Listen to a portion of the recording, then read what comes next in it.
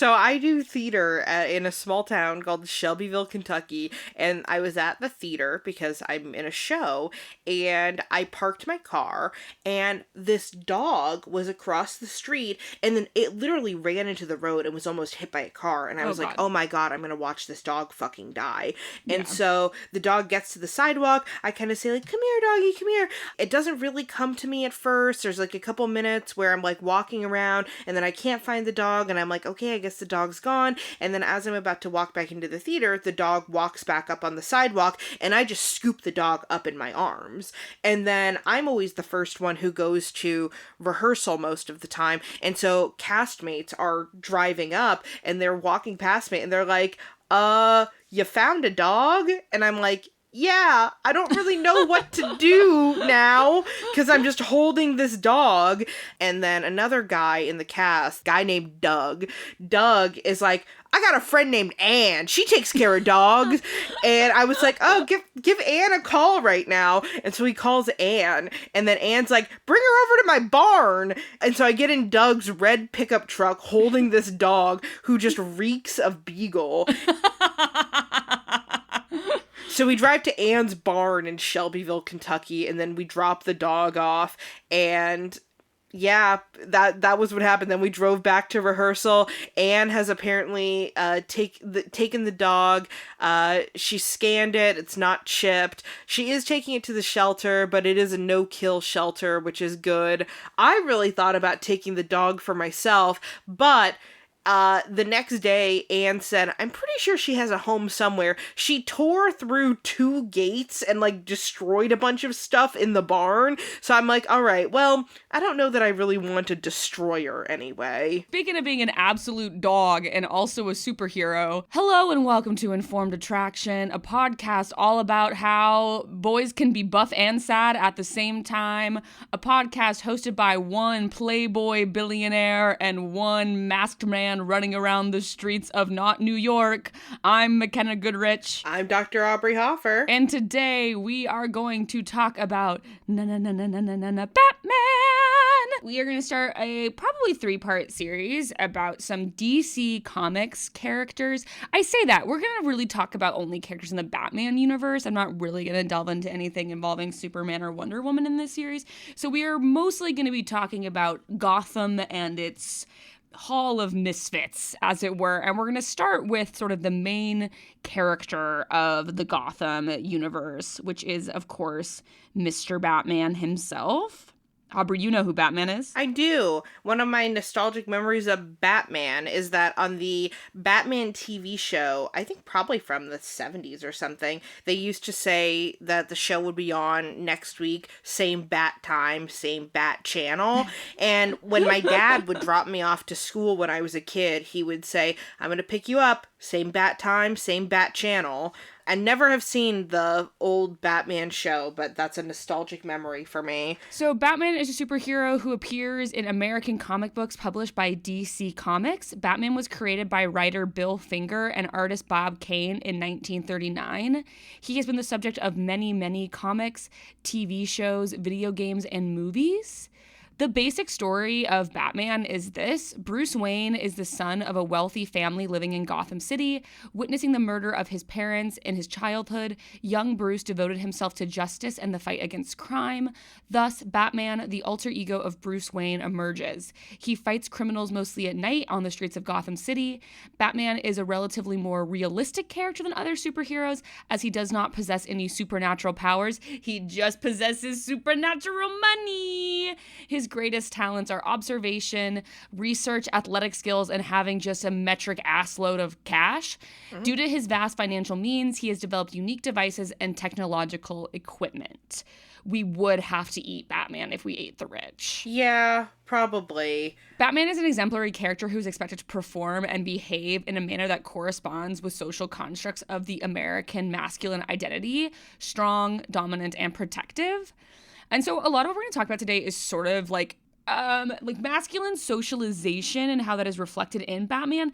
And also we're going to talk a little bit about like changing norms and also like how the comics code has had an impact on some of this in the 60s, which led to the Batman TV series that Aubrey was talking about a little bit earlier. Is Batman your favorite superhero? Yes. I don't know that I have necessarily a favorite superhero. I like Batman. My favorite thing about Batman is I think that at its core, Batman is detective stories, which I think is very neat and fascinating and distinct from other types of superheroes. Yeah. I probably enjoy Batman media the most. I will say I really love the character of Barry Allen, who's the Flash. I really love the character of Bruce Banner, who's the Hulk. In general, do you like the character of Bruce Banner? Do you like Mark Ruffalo? I love Mark Ruffalo, but I also do really like Bruce Banner. Okay. The Edward Norton Bruce Banner was also, I think, quite a good portrayal of that character. And I don't know, I think that is kind of fun. I like the idea when the Hulk is played as more of like a Jekyll and Hyde story than the Hulk being like kind of just like a sentient green guy who just talks like Bruce Banner. I actually don't really like that portrayal that much, which is the direction that the MCU has gone. Right. In general, I think I preferred DC to Marvel. Marvel, I'm always like, the superheroes are kind of just gods, and DC, they're more humanized, I think, generally speaking. Yeah. I would even say that with Superman, who is literally kind of a god, they still humanize him a lot more through like his mythos and like being raised in Kansas and stuff like that. Yeah, I love Superman too. I think what's cool about Superman is that his like kryptonite is his weakness, but what his real kind of weakness is his love for humanity, and I think that's beautiful. Yeah. So to talk a little bit about masculine socialization. Masculine socialization in the U.S. encourages boys and men to solve their problems with violence, suppress their emotions, dissociate themselves from femininity, and look physically powerful or intimidating. This is also interesting because I read this paper from 2012. This paper unequivocally is like, superheroes being drawn as jacked and ridiculous is bad for young boys' body image as like a baseline. Yeah, that's a common thought in body image literature, is that it's like as bad as like Barbie dolls for girls. Right. And it's like, okay, so why, have we seen no shift in that? But also, that's why I really respect Robert Pattinson being like, why would I do some crazy workout routine to play Batman? He was like, yeah, I ain't doing all that. And I was like, I really respect that because he didn't need to. And to be fair, like, he does look like kind of jacked in that movie, but like, he looks more like guy who does martial arts and is really into it than like roided to the extreme. Exactly. I think what's also interesting with this particular study, though, is that if boys formed a parasocial relationship with this superhero, then it eliminated the negative body image effect and actually did increase their strength. They did this, like, grip test to actually measure, like, their strength. So basically, you just have to get obsessed with Batman to negate those negative effects. I'm sorry, those just are the rules. Apparently there is a Justice League comic that says that Batman's biceps are bigger than his head, and that's a scary thought to me, personally. I don't like that. I don't like that. I mean, that's like the cartoon proportions that are all fucked up, where it's the worst for women, where it's like the angles that they're in on the cover of certain comic books that are just like not possible for human anatomy. But then there's also examples of that are terrible with just superheroes, where they have these like 16 packs and frankly disturbing physiology. Yeah, totally. And then it's like, hey, real men look like that in the movies. And it's like, don't do that though. Don't destroy your body in order to do that. It's so funny though, because I felt like that was common knowledge for a long time, and then I remember when I would make TikToks about these exact topics, there would be so many guys who would be like, it was always divided. It was either A, nobody really wants to look like that. Like, who wants a fat superhero? Like, we see muscular superheroes because there wouldn't be fat superheroes. Or 2, it's like, you're just not trying hard enough. Anybody can look like that. And it's like, which way, Western man? Which way? Tell me which one, Playboy. So today we're going to talk a little bit about R.W. Connell's theory of dominant and subordinated masculinities. So Connell defines hegemonic masculinity as a gender order configuration that epitomizes the culturally accepted idea of patriarchal dominance, which perpetuates the subordination of women and less dominant men. Did you guys all think when you clicked on this episode about Batman that you were going to get a lesson about dominant and subordinated masculinities? I don't think you did, but that's what you get here at Informed Attraction, and also ASMR about masculinity.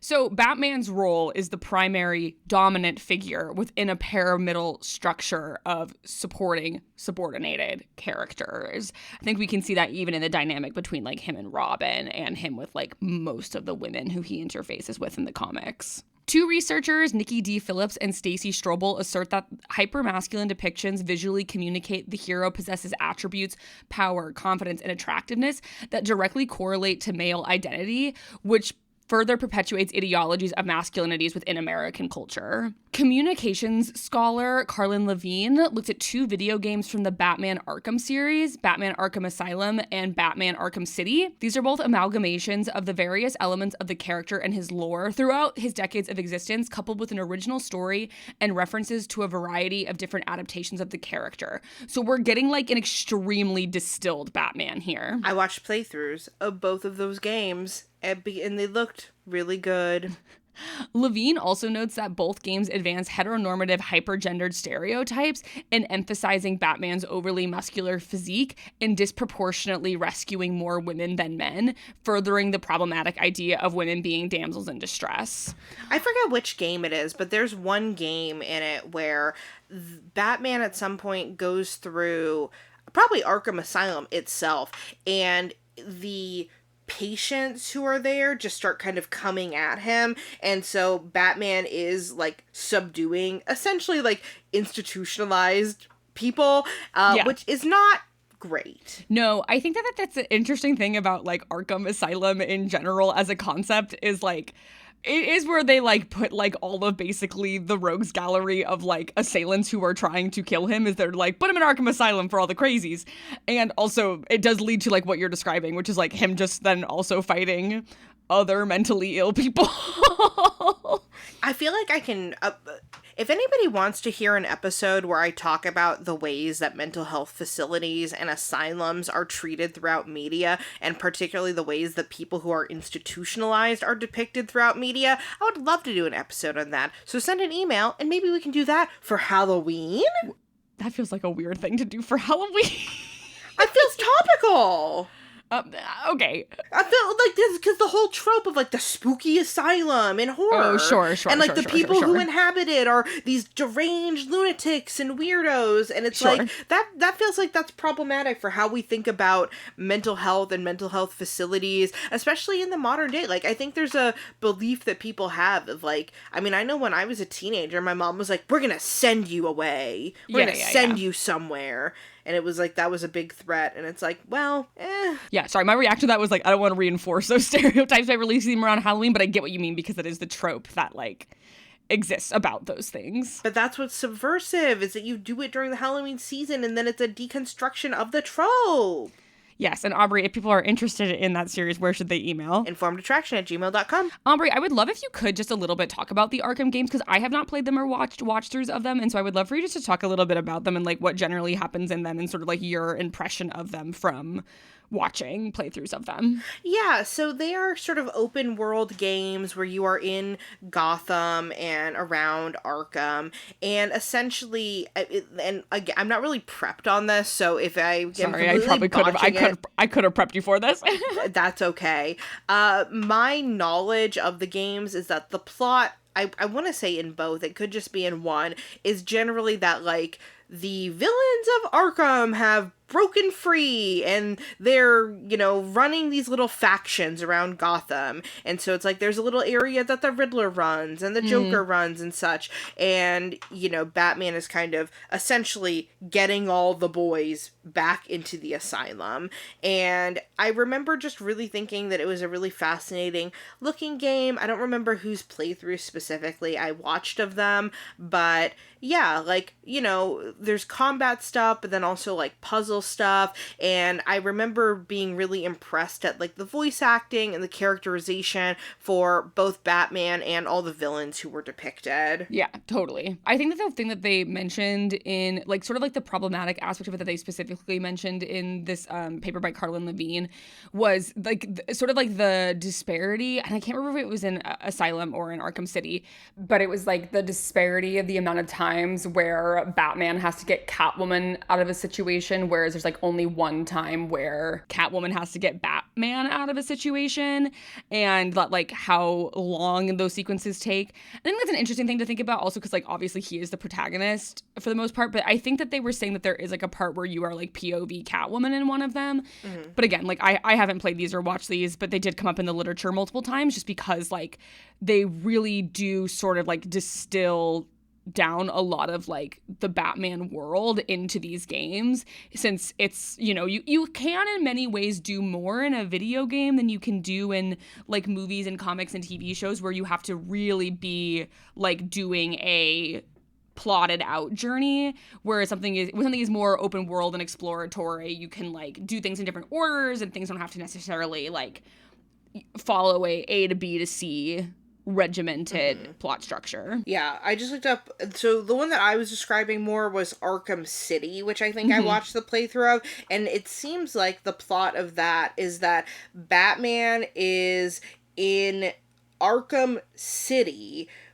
So Bruce Wayne gets incarcerated in Arkham City, which is a super prison in the slums of Gotham. Sure. So it's its own, like, microcosm of Gotham. They sent him to Staten Island. Basically. There's a lot of debate over whether Gotham is supposed to be New York City or not, and, like what Metropolis versus Gotham are, and I don't want to even dip my toes into it. Why?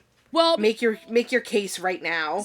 I don't have a case. Some people think that Metropolis is supposed to be New York during the day and Gotham is supposed to be New York at night. Also, this is obviously based on like what New York City was like a long time ago. Yeah. And then other people have tried to argue that like one is, I think that like Metropolis is New York, and Newark, New Jersey is what Gotham is supposed to be. And I just think it's all just like big major city. There's also like they've described that some of the architecture of Gotham was originally based on the Chicago skyline. So I think they're just supposed to be like major American cities and aren't supposed to be one for one New York at all. But I understand. I mean, they certainly feel more like an East Coast city as opposed to a West Coast. Like they're clearly not supposed to be Los Angeles. Yeah. And I think they have mostly been shot and modeled after New York in like the movies and stuff. And so people just are like, Gotham is New York. And I think that there are parts of that is accurate. Like I do think a lot of it is modeled after like especially what downtown and midtown Manhattan were like in the 70s and 80s. But that's also like not even like the comic started way before that. And so I don't think that that's like 100% what it was based on. Yeah, and I know Chicago, part of The Dark Knight at least, was filmed there. Yeah, so I think it's just supposed to be a big city in the U.S. Not everything has to be like something else. Not everything has to be like something else, and it doesn't need to be like a commentary about what New York City is like. Me being defensive over my home. Another thing that Batman was a big target of was a thing called the Comics Code. Aubrey, do you know what the Comics Code is? No. If I had to guess, I would assume that it's something that's like restricting what can be shown in comics. Yes. So what was the thing that we talked about? Oh my God, I should know. The Hays Code. The Hays Code. So it is similar to the Hays Code for movies. So the Comics Code Authority, the CCA, was formed in 1954 by the Comics Magazine Association of America as an alternative to government regulation. The CCA enabled comic publishers to self-regulate the content of comic books in the United States. The code was voluntary as there was no law requiring its use, but most major comic publishers did submit to it.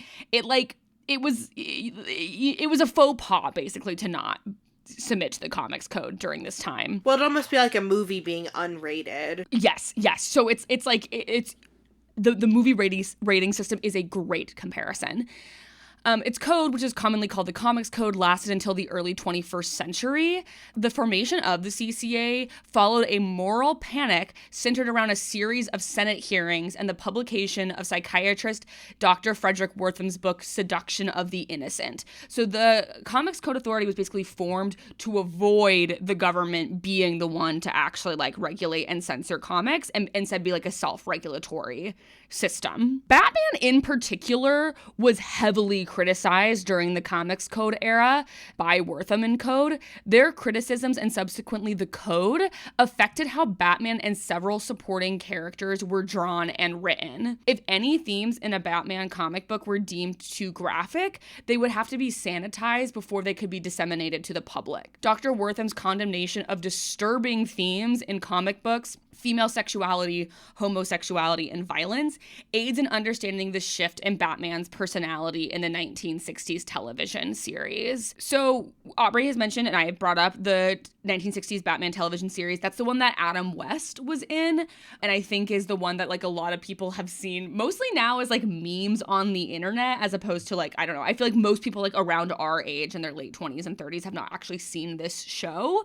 It's been widely parodied because it's sort of goofy. Yes. It's like why Adam West voices Catman in Fairly Odd Parents and stuff like that. So he's just a lot more campy in the 1960s. And like the crimes that he's like, if you think about like, picture in your mind the Batman that you grew up with I think for most of us is probably Michael Keaton or Christian Bale. Maybe George Clooney or Val Kilmer. That is not the Batman we're rocking with in the 1960s. That is not the Adam West Batman at all. So there's a guy called Scott Kramer on YouTube who has done commentary on a bunch of episodes, and I watched one of his videos called The 1960s Batman Show is a Masterpiece that covers an episode where someone is sabotaging a milk vending machine at a high school. And it turns out it's the Joker who's doing it, because that's what the Joker is getting up to in the 1960s version of Batman. Meanwhile, Joker in the comics is, like, disabling people. He is, like, literally a terrorist who is trying to blow up the city. Yeah. Like, straight up, like, fed somebody their own child. Right, exactly. So this is the 1960s Joker, who is played by Cesar Romero. And it is, you know, like, it's the iconic look, but just, you take a look at him. Yeah, I mean, he goofy. Yeah, look at his, here, I have another image that, like, shows his little outfit better. Like, it's just giving kind of Oompa Loompa. Honestly, the fit kind of slays. It does, like, it's, like, that's what I mean by this show is, like, very, like, what's happening here? What do you mean? Why does he look like a little clown? Not a little clown in like the way that the Joker always does, but like one of the like Harlequin clowns. Why is he dressed like that? But yeah, so it's just like, it's way campier. It is just extremely different than the way that like I think most of us have grown up. I think it is what some of the George Clooney Batman was trying to get more at, but like it's just not. It's not like the Batman I grew up with as someone who like primarily was watching the Tim Burton. I think the one with Michael Keaton. That's the Tim Burton one, right? Am I crazy? Yeah. Yeah, okay. The Tim Burton and the Christopher Nolan ones were the ones that I mostly watched growing up. Well, because that 60s series was probably intended for children, right? Well, yeah, I mean, I think so. But in the same way that, like, I also watched the Batman animated series that came out in the 90s, and that was also much darker than this TV show was. And also, I think, aimed at children. But I think there was media in the 90s that was for children that was sort of grittier and getting at deeper themes, whereas I think media from particularly like 50s, 60s, and 70s that's for children is staying very surface level. Yeah, and I think the other thing that, like, just, like, really, like, the reason, like, why I truly do include it in this section is that, like, this is sort of the reaction to the Comics Code, and like, basically the big thing about Batman being, like, it's way too fucking violent and dark for kids and for, like, anyone, and so they were like, here's Batman in a different way. We can still do Batman if we just do him in this way, and so they made it, like, extremely silly. Yeah. Was, like, the way they sort of, like, coped with the criticism they were getting. But yeah, it's just like crazy to watch the Joker in contrast to my first Joker, who was Heath Ledger. And like there's a scene where like the Joker is talking to the head cheerleader, and that's frankly the most nefarious thing he does in the whole episode is talk to a minor. And you know what? adult men are allowed to engage in basic conversations with children. Yeah, but should he be convincing them to help him sabotage the milk vending machine at their high school? How did he coerce And steal them? test answers? What was his strategy? He's just like, he finds this girl's like the head cheerleader, but she's already kind of like I do bad things. So he's just like, what if you help me do a bad thing? And she's like, okay. All right, well, sounds like she didn't need much convincing. That's like the level at which I try to convince anyone to do anything. Yeah. I am able to find out in my local theater community what the entire seasons of shows are going to be because I just find out who knows and then I go, come on, give me a little hint. And then they just tell me. Aubrey convincing me to let Jimmy Carter win our bracket after my Instagram polls told a different story. It should have been Ulysses S. Grant versus Barack Obama. On my D&D character sheet, I do have pretty high charisma. Yeah, you do. Well, yes, you do. Yes. What trait on your D&D character sheet do you think got maxed? Me? Yeah. I feel like I'm a charisma heavy character, low dexterity. My dexterity is probably pretty high, actually, but it's not my highest for sure. I mean, I think my charisma is probably also high, but I think probably my intelligence. I think you would be an intelligence-led character. So then so the class that's a lot of like, I would say my two are charisma and strength. So that's like paladin build. Yours, I think, are like intelligence and dexterity, which is probably... Yeah, like a paladin or a bard for you, probably. And then I would say your intelligence and dexterity, which I think is probably going to be a rogue. Yeah, like a rogue or a wizard. I feel like you're wizard coded. Thank you. I do have a wizard tattooed on my leg. Yeah. I think you're a wizard and I'm a paladin, but I'm a paladin but maybe evil. My oath is to myself. Ooh, you know what I might be? What? There's like a subclass of a rogue called an arcane trickster. Uh-huh. I might be an arcane trickster. That might be what I am. What do you think? Do you think I'm more paladin or bard? I feel like I have my own set of code. I think you're a bard. I just think you're a silly little guy. Also, Aubrey, vicious mocking, cutting words. Those are things you love. Those are things that I love. So what's my subclass? I know there's like paladin. Also, you would have to be getting your like power from like a religious source, which I don't think is your vibe. Yeah, and I think for bards, you can do like. What? There's something that's like College of the Swords or something. You're like a bard who can also hit things good. Yeah, I think you'd be like a College of the Swords bard. Great. And I'm probably an arcane trickster rogue. All right, guys. So when you want to see me and Mackenna do a 2-person D&D session where we're just playing ourselves. We also can absolutely collect some other people from the extended universe. We can get AJ Diddy on this for sure. Oh my god. Okay, hold on a second. Us, worst of all possible worlds, guys, and we do a podcast based. Or we're all just playing ourselves. Yeah, we're all podcasters. Where it's just Mackenna, Aubrey, Brian, Josh, and AJ. We're all podcasters, and the challenge is that we have to do things that require actual skills.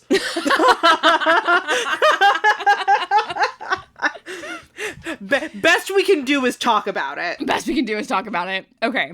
Aubrey, I wanted you to watch, I found a compilation of Batman 1966 out of context. So I'm going to send this to you for you to watch while I go to the bathroom. Great. It's my mother-in-law. Batman used his head. I'm studying Italian. Excellent. Holy frogman! Why, Robin, what comes in 12s? Donuts! Where would Batman be? Where would Dick Grayson be? Huh? Don't think about it. Robin, you haven't fastened your safety bat belt. I knew you'd employ your sneezing powder, so I took an anti-allergy pill. Holy cats! A cat! I'm glad you're up in your foreign languages, Robin. They come in handy when fighting crime. CC Batman. Robin, you haven't fastened your safety bat belt. So, also, the Robin costume definitely serves content. It's just incredible. So when we do a live show for the first time, do you want to have the 1960s Batman or Robin costume? I think I should have the Batman costume and you should have the Robin costume. I had us flipped, but that's mainly because I think you would be hilarious in the little Robin shorts. I'll wear the little Robin shorts. That's fine with me. Yeah, I think you need the little Robin shorts, and I get to be I get the 1960s weirdly too low hood. And also because it has the angry eyebrows drawn onto it. Angry eyebrows, despite being the chillest Batman of all time. Oh, by far the chillest Batman of all time. Are you angry eyebrows Batman or nipple suit Batman? I'm both. I contain multitudes. The thing that I love about 1960s humor is that I'm really surprised that it hasn't been fully rediscovered by Gen Z. I think maybe Gen Alpha will, because the thing with the humor of the 1960s, like I see it in this series with Batman, I see it in the Monkeys TV show, which I also fucking love, is that it is so absurd, because the humor of the 1960s was reacting to the incredibly tense political environment that they were in by just being silly. Yeah. Oh, I think absurdism is coming back in a real way. Yeah. Like The Rhinoceros by Ian Esco is about to hit, I think, Broadway. I think it might be off Broadway, but I think it's about to hit Broadway. And like, I think we've even seen that with like some of the Gen Z or the Gen Alpha humor that's already sort of cropped up. Like, guys, what does 6'7" mean? Who knows? It doesn't matter. It doesn't matter. Mm-hmm. Was it rhinoceros? That's the one where like what they all like turn into a rhinoceros. Everybody is turning into a rhinoceros. Yes. Yeah. I like have the vaguest recollection of that one. Yeah. Oh my god, you'd love Rhinoceros. That would be a play that you would like heavy fuck with. I'm sure I would. Because I remember thinking it. I am remembering it right now because I think I read it in high school and was like, this shit is fire. There's a play that's up in LA right now. That's a new play that is basically The Goat or Who is Sylvia, but with a horse. You mean my favorite play of all time? I know you love The Goat or Who is Sylvia. I love it. I love Albie in general. Yeah. It's so good. Yeah. That would be a fun thing. Actually, I would love to do that play with you and AJ. I think that as the two. Yeah. What is it like? It's like the husband and the wife. The husband and the wife, yeah. Yeah. So there's also a play called Sylvia that is about like a dog and the owners. Yeah, and A.R. Gurney. Mm-hmm. And somebody in my local theater community was like, oh yeah, this director, the first play he directed was Sylvia. And in my mind, I forgot that there was the dog play Sylvia. And I went, oh my God, really? And then I realized that they were talking about the dog play. And so I had to really play it off like I was like really jazzed on the Sylvia dog play.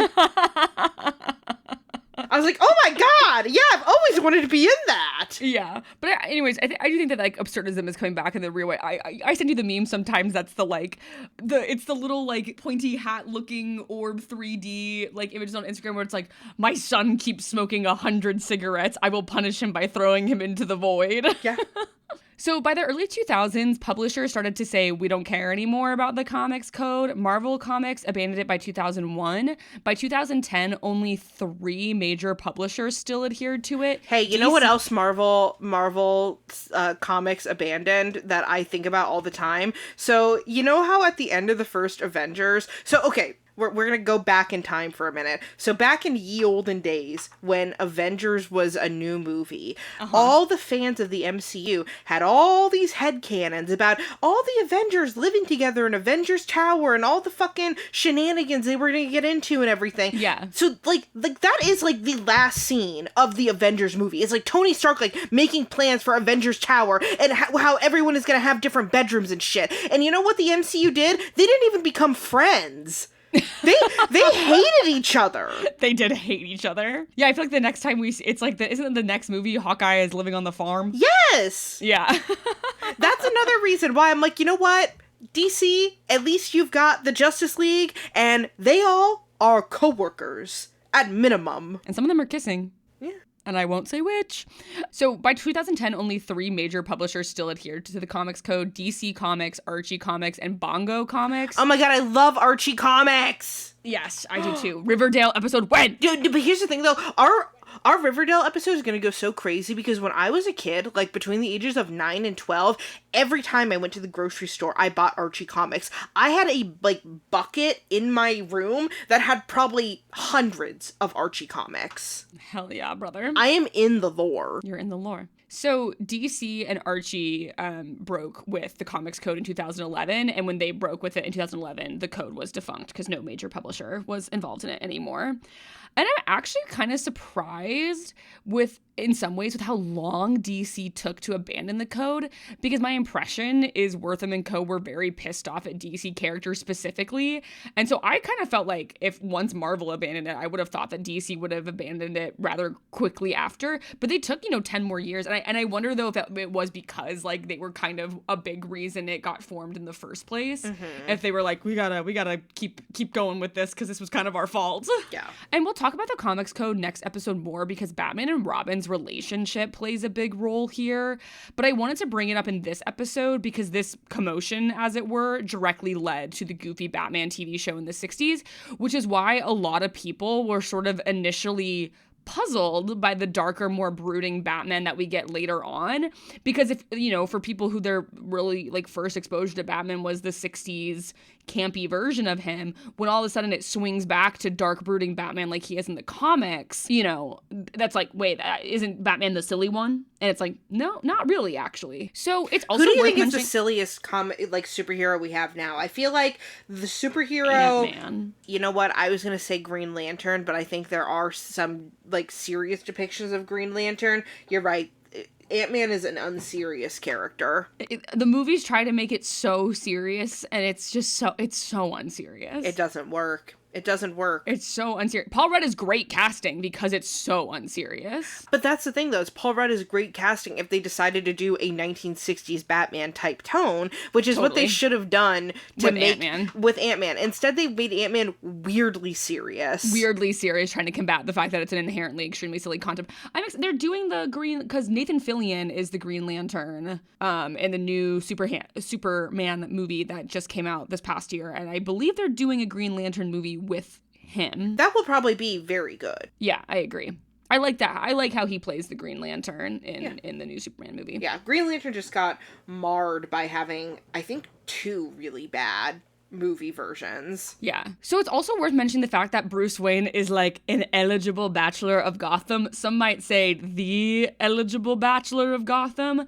And he's also often portrayed as like a famous recluse. So often when we see Bruce in public, it's like gorgeous, gorgeous man stepping out of a car with lots of lights flashing, which stands in sharp contrast to like a Batman who just got the shit beat out of him and is bloody in a cave somewhere.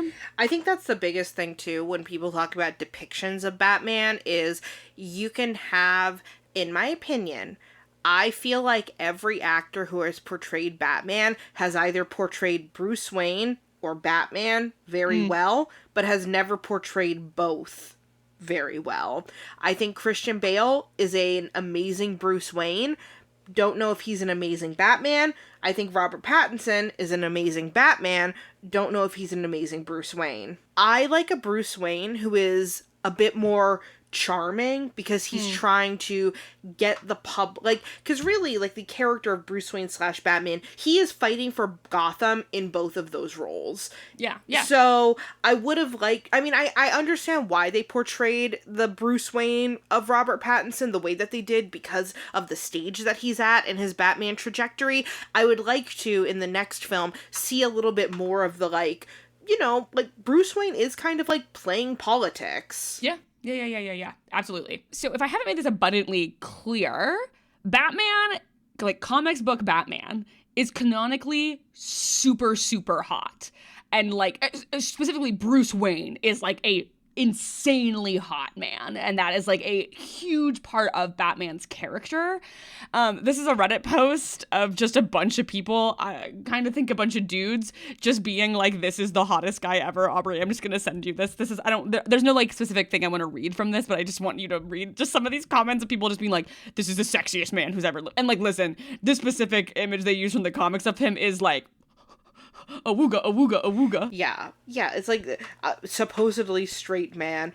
Bruce, drawn by Dan Mora, is a straight 11 out of 10. Absolutely obliterates the scale. It's like, oh my god. As a straight male admiring another man's beauty, he is a 10 out of 10. You are gay. Read the comment underneath of it. As a straight male, I would let him ruin my bussy. And then they have to explain to someone what a bussy means. Is this a safe place for me to ask what a bussy is? Boy pussy. Butt pussy? Batussy? Ow fussy. Stupid.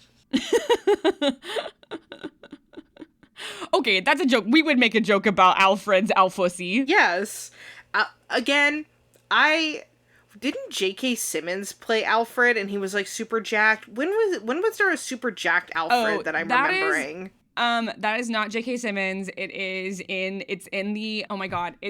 the fucking Ben Affleck one, and it's Jeremy Irons. Yeah, I hate that. It's Jeremy Irons is like sexy Alfred. Alfred should not be jacked. Alfred should be suave. I mean, I wouldn't say he's jacked. He's just like, I think he's too handsome. I swear to God, I remember a portrayal of Alfred where he is jacked. Oh, I guess. Yeah, maybe I'm thinking of a different old man in media. I feel like I have a distinct memory, though, of there being a portrayal of Alfred where he's really muscular. Anyway, yeah, I don't know. If anybody remembers what I'm talking about, send us an email at informedattraction@gmail.com, or if you can think of any other muscular old men. Send us their names, too. Fuck it. Send us their names, too, is so crazy. So there was also another forum thread that I read about like why people are attracted to Batman. And basically this thread is about how women find Batman the most attractive out of all of the superheroes. And so Aubrey, I'm going to send you this quote to read. And to be clear, this is from like, I believe this like guy who is like stating this quote is like a dating coach is my understanding. I also feel like just the portrayal of Bruce Wayne and Batman, he's supposed to be like the coolest. He's sort of the anti-hero. So he's got dark hair, he's a little more grizzled, whereas Superman is a lot more clean cut, you know? It's that whole thing. Yeah. All right, here's the quote. Justin Lehmiller, who's a sexual psychologist, wrote a book called Tell Me What You Want about sexual fantasies, and he writes about how the most fantasized about superheroes among women, the most fantasized superhero is Batman, which is an interesting contrast with the most fantasized superhero among gay men, which is Captain America and Superman. And I found that difference to be interesting, right? Because, like, Superman and Captain America are these goody two-shoes Boy Scouts, you know? These are the guys that little boys look up to as, like, the most pure and noble superheroes. And I think Batman is often seen like the sort of darker, edgier, you know, almost like a villain, but he still does the right thing. But you could imagine him going to the dark side, and this is the guy that women, of all superheroes, that's the one they seem to like the most. I mean, that's the one I like the most. I mean, that's kind of like literally what I just said, is that it's like, yeah. Superman is like clean cut, like it's a whole Captain America and Winter Soldier thing. Yeah, and Sebastian Stan and Winter Soldier, let me tell you, oh, girl, he is so sexy. That is like and I like Chris Evans too, let me be clear. And that's like my controversial opinion a little bit, is I've never found Sebastian Stan and Winter Soldier that hot. That's a crazy take. I feel like his hair looks like dirty to me, and I don't like that. Have you seen all of the men that I've dated, Aubrey? I know. I love a man who looks like he plays the bass.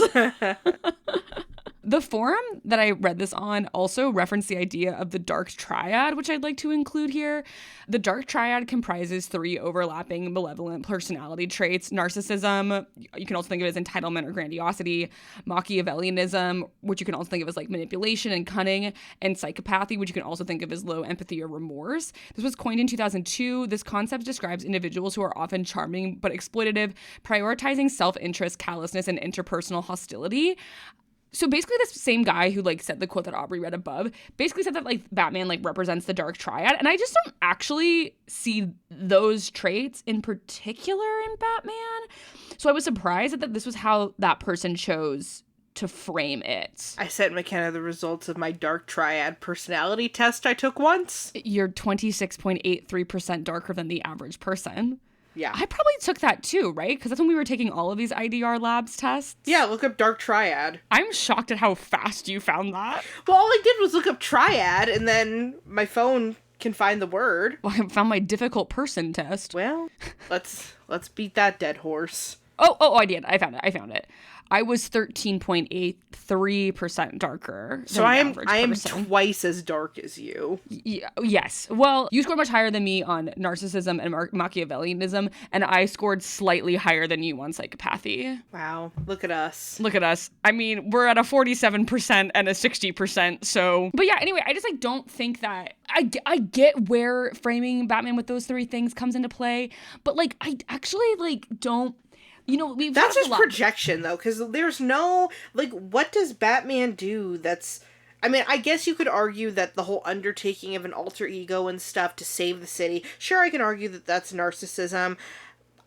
Machiavellianism, I don't know, I guess in, like, the way that he commands things as Bruce Wayne, maybe, but, like, I don't think Batman has really any psychopathy. No, I agree. I mean, I think that's, like, he's an interesting case study in someone who I think is, like, extremely lawful neutral.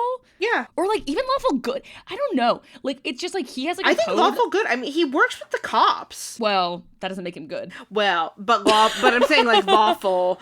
Oh, lawful, yeah, for sure. Because he has like a thing that he's like, this is what I do. This is the crime that I fight. Yeah. Yeah. I have to include this comment because I think it harkens back to something that we talked about a lot in our Bad Men series.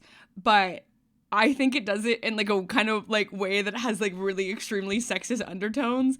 And so it's just like, I just read it and I was like, oh, it's so interesting that the entire like argument we made in the Bad Men series can be taken in this direction. So this is from a user on this website whose username is Grow Fast. Aubrey, I'm going to send it to you. Gotta grow fast, faster, faster. What the hell is that? Sonic theme song.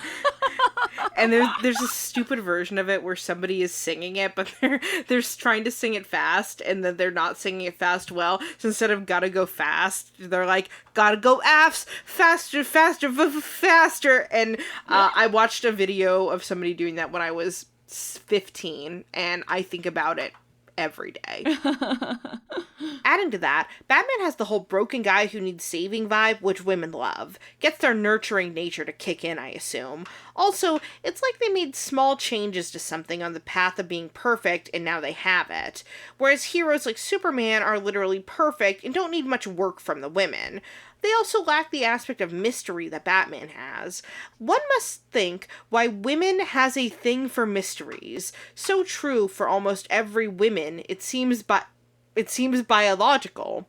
Is it relief you get after solving it? Is it the feeling of accomplishment you get the closer you get to solving it? Ladies, are you biologically programmed to like true crime? Ladies, I can fix him. It's just funny because, like, this is kind of, like, an argument that we make in the Bad Men series, but this is just the most sexist biological essentialism framing of it possible. Well, right, like, it's the idea of, like, oh, by nature, women are nurturing. So if they see a fucked up man, they want to fix him and make him better so that then they have ownership over him, because you can't do that to a man who's already perfect. Yeah. Is Superman mogging Batman? Is he giga chatting Batman, where he's so alpha Chad that he doesn't need woman? Is Superman clavicular? I would actually argue the opposite, because Superman sort of famously is married and Batman is always just slanging dong. Then Reddit commenter would be wrong. And how could we live in a world where that's true? See, and this isn't even Reddit commenter, this is some weird dating coach forum. I love it. Yeah. We scoured the internet for this one. We did. I went deep into the freaking caves of the internet. I'd love to talk a little bit about beauty as performance here. Bruce definitely employs the like perfect man archetype to his advantage. Bruce Wayne is wealthy, charming, socially dominant. He fits the Western masculine beauty standards almost too well. But it's also a constructed identity. The Playboy persona is intentionally shallow to deflect suspicion of, like, there's no fucking way that guy could be Batman, you know? There's also something to be said here about sex and dating as performance. Like, Batman canonically fucks. And I do think that is a mask in and of itself. Like, how could this guy who is constantly going to Bone Town and kissing all these ladies and be so sought after also be moonlighting as a masked vigilante? Mm-hmm. And I think that's like, this is not the same as the way that Batman is employing it, but to connect it to our current cultural moment, there's definitely something in like men who have this like playboy persona using it to mask something else, whether it's insecurity, evil doing that they're doing, etc., or to be like, see, I fuck a lot, so you should trust me and want to be like me in order to like sell you something. And I don't think that Bruce Wayne is doing either of those. I think it's a distraction and a mask from the fact that he is Batman. But I think that like the idea of like sexist performance, especially for men, is perhaps something to explore in a future episode. Well, and I think Batman also fucks, because doesn't Batman have a son with someone? Not with Catwoman, with somebody like Al Ghul or something. Talia al Ghul. He has a son with her, I think. Yes, that is true. It's in the comics, I believe. Yeah. Yep. That's also, it's hard to like even have discussions a little bit about a character like Batman, because like the character really like has a different history depending on what medium you're even talking about him through. Yeah, that's why, like, at the beginning, like, the thing that I introduced at the beginning is, like, the basic Batman story is basically, like, the starting point of, like, every Batman chronology, but then depending on what you're talking about, it's, you know, it's completely different, you know. Damian Wayne is his name, and I believe they're gonna have he's gonna be in a movie soon in the new DCU. Sure. So I think that all to say, like, kind of my point with all of this is that like that Bruce Wayne uses attractiveness as a camouflage. Aubrey, we are returning to reddit.com for this next quote. This is from user r/Mr. Downhill Racer. In the comics, I think it's important that he's conventionally attractive. That's part of the character. He's the last guy you'd expect to be going out at night, saving people and risking his life, because he seems like a privileged pretty boy who's never known adversity. In the movies, obviously any leading male actor who plays him will be attractive, but I think the bar for attractiveness is lower, because we're dealing with people, not idealized drawings that we can make any way we want. When you have real actors, you make compromises, because maybe the guy who nails his character isn't necessarily as handsome as the next guy. Maybe the guy is slightly shorter or taller than the official canon height, because we can't cut actors to order. Maybe he looks a bit different, because good luck finding a blue-eyed white guy with jet black hair. Do any white guys have truly black instead of just dark brown hair unless they're from Italy or something? And if so, they're probably gonna have brown eyes, won't they? Hardly any actor looks exactly like how Bob Kane's ghost artist drew Bruce Wayne, and that's fine. And Keaton, though attractive, is still less attractive than most other Batmen, but he's one of the best on-screen Batmen regardless. Michael Keaton catching a stray. What's funny to me here too is that the way that he like is like, do any guys have jet black hair and blue eyes? And the man who he is describing is David Corenswet, who is currently playing Superman, because that's like David Corenswet is like a tall Jack dude with like dark brown, nearly black hair and like extremely blue eyes. And to be fair, would probably play an excellent Bruce Wayne. Yeah, I agree. I mean, he is literally a perfect Superman, and so like thank God that's what he's doing. But like, yes, he would also be like a fantastic Bruce Wayne in a different world. Yeah, I think that like this is also a really interesting contrast to the reason why Batman, not Bruce Wayne, is like hella ripped. Like Batman is ripped because it is functional. He doesn't have superpowers. He just has his body and gadgets. Like, can you imagine if Inspector Gadget was jacked? Yes, you can. That's Batman. I had a huge crush on Inspector Gadget. That makes so much sense to me. Why not? Why not? He's a smart man who has gadgets. You know he's got gadgets for everything. You know he does. So Christian Bale, I think, is specifically interesting casting for Batman for lots of reasons. Because he's hideous. He's hideous. He's never what anyone would expect when you think of a conventionally attractive white man. I think the fact that he played Patrick Bateman and then that this like attractiveness as camouflage thing is a tactic that is used by Bruce Wayne is really interesting. There is a lot that is not good about Batman constantly like having to be in shape and pursue this real body optimization, physical toll, injuries, exhaustion, emotional toll, isolation, paranoia, identity collapse. And we get back to this idea that the pursuit of perfection erases the person, which is exactly what Patrick Bateman in American Psycho is getting at. Christian Bale has a type. And I think that's also really interesting in the context of this Reddit thread that I read that argues that Christian Bale is like too handsome to play Batman, that he's too handsome to be Bruce Wayne, and that he would stick out too much. This person who made this post prefers Michael Keaton for that reason. And I just think that's so funny in the context of American Psycho, because the whole reason they cast him in American Psycho is that he is hot in this sort of camouflagey way. But then, you know, just a few years later, I think Batman Begins came out in like 2006, and it's like Christian Bale. 2005. Sometimes I forget how absolutely stunning Christian Bale is, and then I remember. I'll never forget.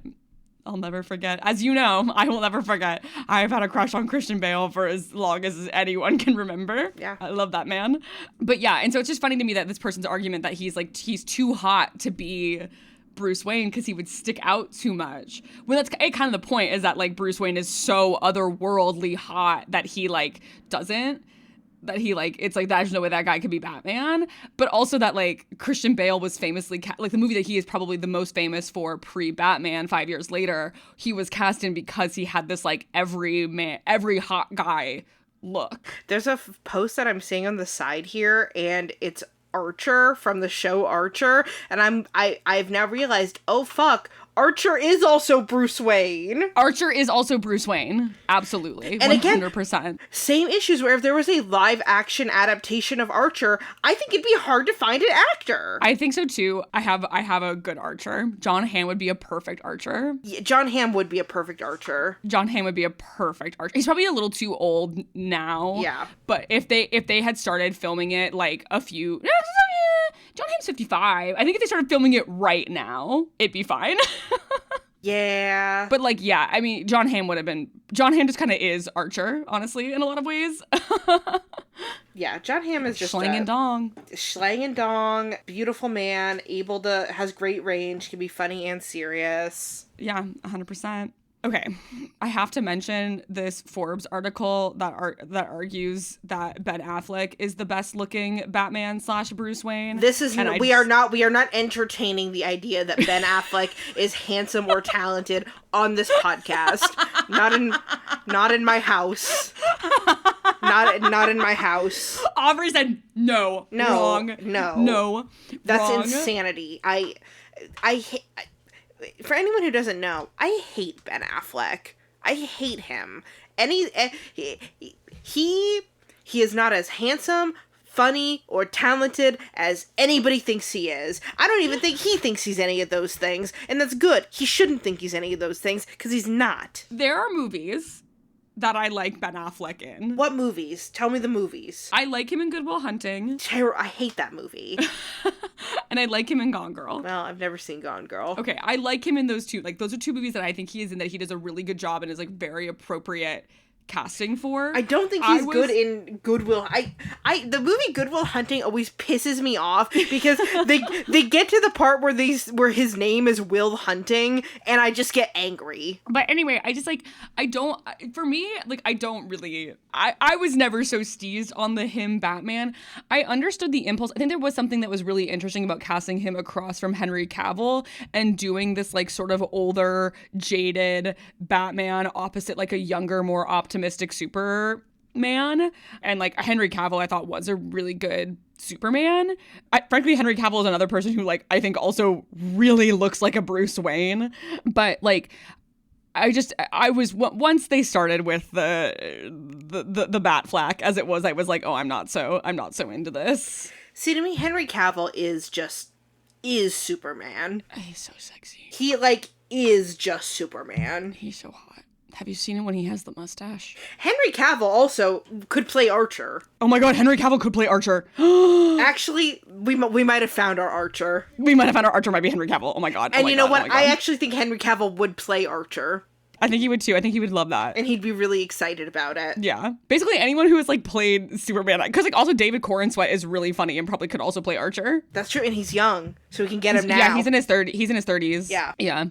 Go Birds, by the way. He's from Philly. So I think ideal Archer should be probably, frankly, like late 30s to early 40s. Yeah, so right now it's Henry Cavill, and then if they miss the boat on that, then we toss it to good old David Corenswet. We just keep moving it down the Superman lineage. I need to... All right, we gotta cast Cyril next. He's so important to me.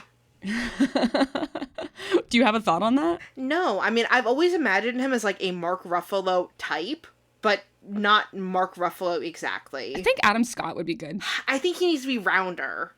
Okay. I think if we can get Adam Scott some cheesecakes, yes. Okay.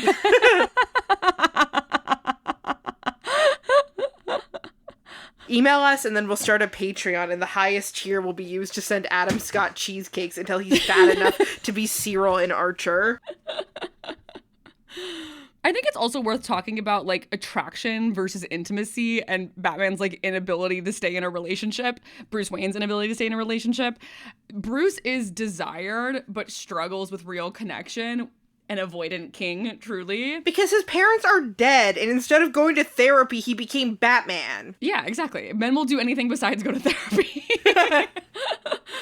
And, like, I think we can really see this in his relationships with characters like Catwoman and Talia al Ghul. Like, I think that those two in particular, I think, are really exemplary of, like, these sort of, like, long-term will they, won't we, sexually charged relationships. He has a child with Talia. Like, I really don't know anything about Talia al Ghul. Like, I feel like my only real knowledge is is she like the daughter of a villain? She is the daughter of Ra's al Ghul, who is like in the Nolan movies, and I think probably in the comics too. Ra's al Ghul is like a mentor turned rival of Batman. It's Liam Neeson plays him in the Dark Knight trilogy in Nolan's Batman. Mm-hmm. And yes, so he is like a villain in the Batman universe. And Talia is his daughter. Have you seen The Dark Knight Rises? Yeah. It's Marion Cotillard's character. Talia al Ghul. Okay. That's Talia al Ghul. Is Marion Cotillard's character in The Dark Knight Rises. Yep. Batman is attractive, but he's not emotionally available. People are drawn to the mystery and the danger, but his identity requires distance and love becomes incompatible with his mission. And I think we can sort of directly contrast that with Superman, who was famously in a relationship with, and in most cases, married to Lois Lane. And I think there's a lot to be said about the differences between Batman and Superman, but I specifically did not make this episode about that. If you would like me to, I can do that in a later episode, and you can email us at informedattraction@gmail.com. And I do sort of want to, before we do some sillier bits at the end here, I want to talk a little bit about the body as a means of control. Aubrey, I'm sure you will have a lot to say here as an eating disorder and body image researcher. After the murder of Thomas Wayne and Martha Wayne, Bruce loses all control, and his response is to create total control over his body and his environment.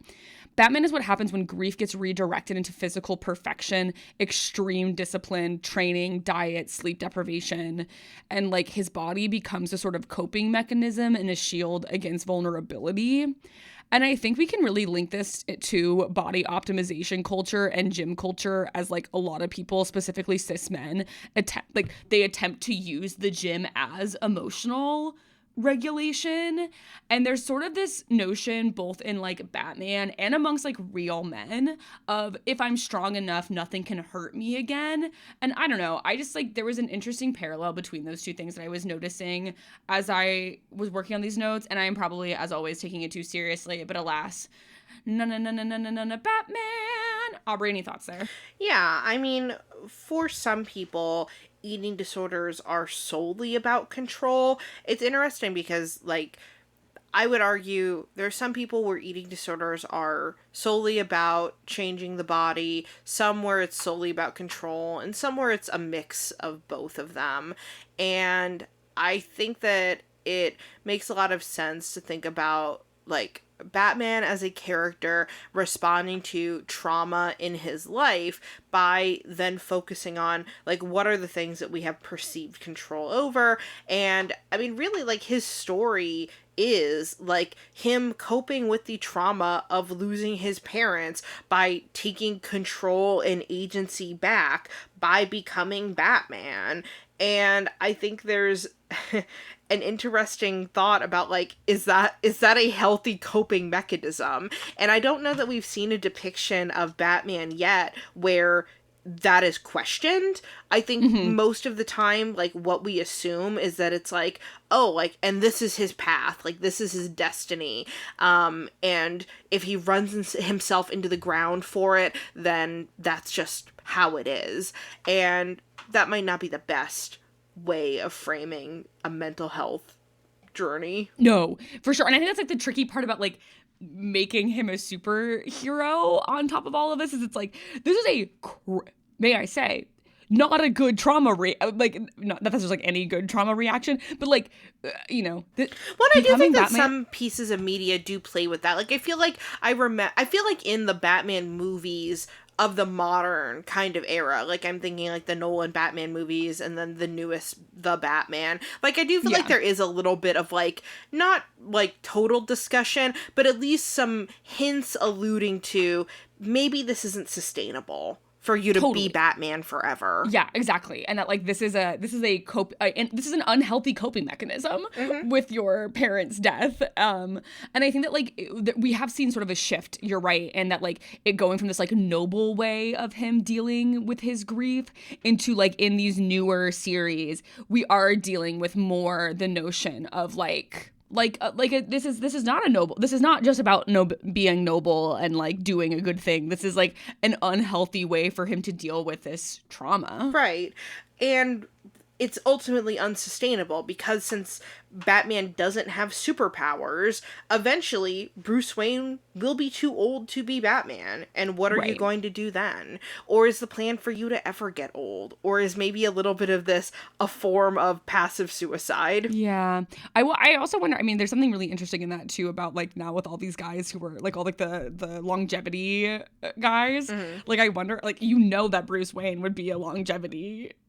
You'd either be a longevity guy or it would be passive suicide, but it would need to be one of the two, you know, because now we have all of these like rich guys who are injecting their son's blood into themselves in order to ostensibly extend their life is their goal. Yeah, and see, to me, I don't think Bruce Wayne as a character is one who is thinking about longevity, and I think he thinks about the legacy of Gotham. Yeah. But I don't think... I was going to say, I guess it depends on what you think, how you think Bruce Wayne feels about death. Yeah. Because if, like, he's afraid of death, because, like, I say this as someone who's, like, very scared of dying. Like, I understand the impulse of these, like, longevity guys, these, like, biohacking guys, because it's, like, as someone who, like, has a lot of anxiety about dying, I understand that impulse. And I think when you have, like, such an early experience with death, there's sort of, like, two roads that diverge in there, which is that, like, you can either be, like, super, like, I might as well just die too, or you can be very, I guess maybe three roads, because, like, I might as well die, very numb to the concept of death and sort of ambivalent towards it, which I think maybe Batman lands on, super afraid of it. So I think it depends on if you think Bruce Wayne fears death or not. Yeah, and I think that's a really interesting concept to play with that character, because I think in different depictions, I think you can see yes and no, depending on which depiction you're thinking about. Because then that's going to depend the way that he motivates, like, staying, like, wanting to continue to live or not. Right. Yeah. There's an interesting thing, too, with superheroes, especially ones who aren't immortal, like, how will you know when you are done?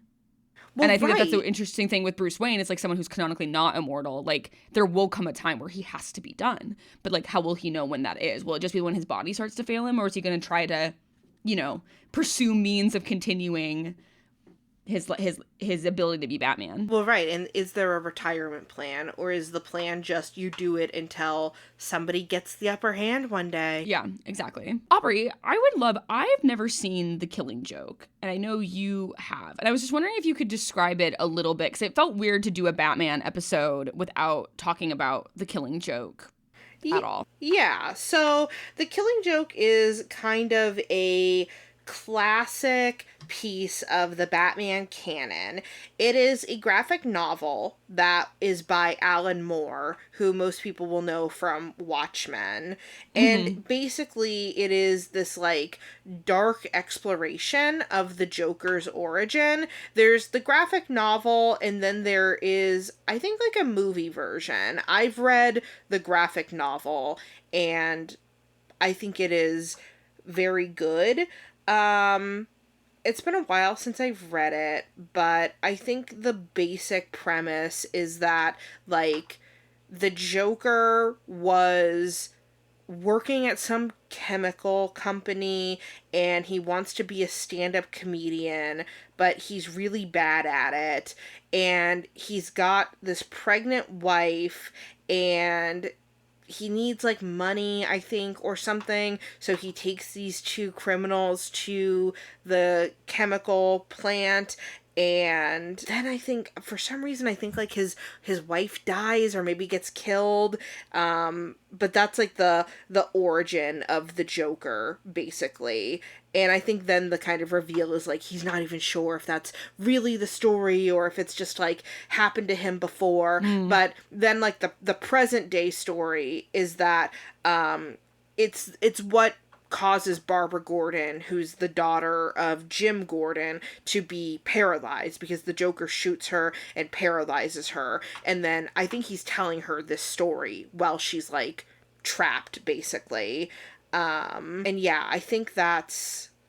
I'm probably describing this so badly. I think from my understanding that I only know a little bit about it because I know that like Tim Burton and Christopher Nolan have both talked about it being really influential for them in like their makings of their Batman series. And specifically like Christopher Nolan has talked a lot about like that was really important for like his way of understanding like Heath Ledger's Joker. Yeah, because basically like the idea I think is that like it basically is the Joker explaining to Batman that it just takes like one bad moment or like one trauma to make somebody go insane.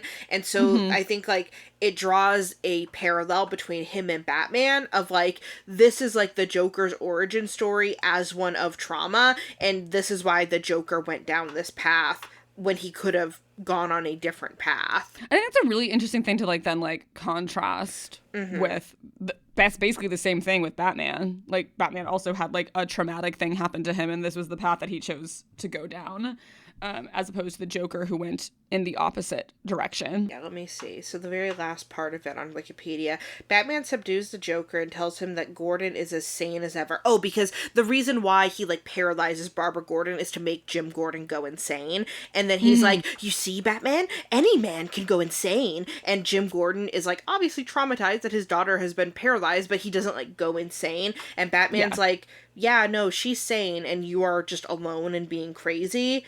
Batman offers to help the Joker rehabilitate in order to end their everlasting war, which Batman fears may one day result in a fight to the death. The Joker apologetically declines, saying it's too late for that. He says that the situation reminds him of a joke about two inmates in an asylum who try to escape. Batman chuckles at the joke's punchline, and as the two old foes share a laugh, he grabs the Joker as police arrive. So yeah, it's a very, like, this is the dynamic between Batman and the Joker, which I think is super fascinating anyway, because they really are, like, foils of each other, and I love depictions of their relationship where Batman is sympathetic to Joker. I think that that's, like, really actually important in their dynamic, is that Batman is sympathetic to Joker and, like, views him as kind of a victim rather than a villain. Yeah, totally.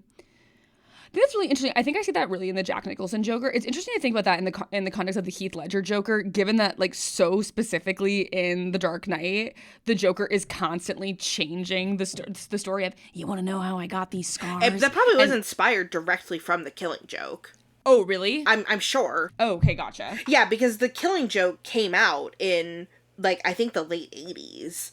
Yeah, totally. I imagine that part of the Joker's characterization is probably directly from The Killing Joke. That's so interesting because I just feel like because The Killing Joke, from the way that you're describing it, has like such a specific origin from the Joker. And the thing that I kind of love about Heath Ledger's Joker is we never get any understanding of exactly why he's doing what he's doing, because he's constantly changing his story. Right. Like in The Killing Joke, it's presented as like, here's this story, but I don't know. Oh, sure. And I guess that is kind of what Heath Ledger does. Is he always like 100% commits to whatever the story of how he got the scars was that he's telling any specific person. Yeah. So yeah, I want to talk about that. And then the last thing I wanted to do, Aubrey. So we have a lot of folks who have played Batman. Okay. And I just wanted to talk about, I have not seen all of these, but I just wanted to talk about based on like whatever vibes, which one of these guys we maybe like the best. So I have this list of everyone who has played, so there's an IMDb link to everyone who has played Batman in a live action piece of media, and then I have linked just like an image of each of them. Ideally, I tried to pull one where we can see them as both Bruce Wayne and Batman, but some of them, obviously, it's just Batman. Yeah. So our first live action depiction of Batman was in a serial in 1943. For folks who don't know what a serial is, so what a serial is delicious for breakfast. Yes, cereal is delicious for breakfast. So a serial is in the 40s, it was something that was like released. It was basically like a movie that was like released over the course of like several episodes. So you would go back and see it multiple times, but it was all of one thing. So you basically, it's a movie that was broken into chapters that were shown weekly. And then that, eventually becomes, when people had TVs in their own homes, then you got TV shows. So it was like the early precursor to TV shows. And so the first Batman we get is Lewis Wilson playing Batman in a serial in 1943. His costume is hella goofy because it's the 1940s. I do think he's very handsome and looks like he would be a very good Bruce Wayne. This man is sexy as hell. Yeah. It's very, very, Lewis Wilson is a very good looking guy, and so I think it makes sense that he was a Bruce Wayne. Yeah, I think he looks like Bruce Wayne. Does not look like Batman because he looks like guy who just ordered his Batman costume on Amazon, but it actually was Chinese drop shipped. And yeah. Then after that, we had another actor who played him in a serial. His name is Robert Lowry. I think he like appearance wise fits more into. He still has the like Temu sort of Batman costume on because this is still the 40s. This was in 1949 when he did it in the Batman and Robin serial.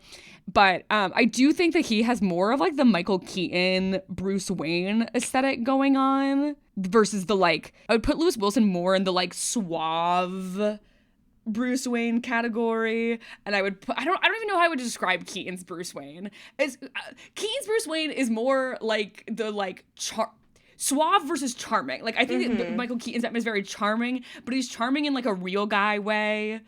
He's the Billy Crystal of Bruce Waynes. Yeah, this guy's handsome, but to me, he's not giving either Bruce Wayne or Batman, and I think him and this Robin explored each other's bodies. And that's why we got the comics code. After that, we do get Mr. Adam West, who is the Batman from the 1960s, specifically. So that's the one that we were talking about earlier with the TV show. I sent you a picture of what young Adam West looked, or young-ish Adam West would have looked like at this time. Adam West was very sexy. And I can see this as a Bruce Wayne. I think he gives Bruce Wayne. His Batman costume is unfortunately absolutely hilarious. So silly. The eyebrows are so funny and the little ears are hysterical. I can't wait to wear this costume at our first live show. And just so everyone knows, I will not wear a bra so that we also get full nipples. I also, Aubrey, I think if the reason why I initially said that I should be Batman and you should be Robin is I am about a full 5 inches taller. I know, but the idea of short, fat Batman in this costume and then tall, slender Robin is absolutely hilarious. Whereas I think if it's vice versa, it just looks a little too expected. You're always trying to subvert expectations. Yes. Yeah, I mean, I think that Adam West is like a little, I don't know, he's like a little too blonde for me for a Bruce Wayne, but... I think so too. Weirdly, in the picture that I'm seeing right now, like, he looks more like a James Bond. He does look like a James Bond. That is 100p, especially like of this era. He looks like a very of this era James Bond. Mm-hmm. So then after Adam West, we get Michael Keaton. What? Keaton's interesting. I do think he's a better Batman than Bruce Wayne, is my opinion. I agree as well. I think he's a very good Batman, even though, again, his suit is busted. And I think he's okay as Bruce Wayne. I don't think he's very compelling for me as Bruce Wayne, but I actually find him quite compelling as Batman. Yeah, I agree. After that, we have Val Kilmer.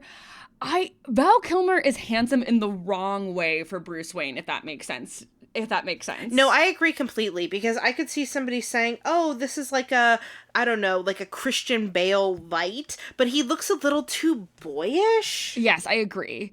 He's just like, I don't know. I genuinely think that Val Kilmer is too approachable to be Bruce Wayne. Like his eyes are too kind. Yeah, he looks a little bit too young to me, and he's got these very plush, kissable lips. So when he's in the Batman costume, it does look a little silly. He also has nipples on his costume.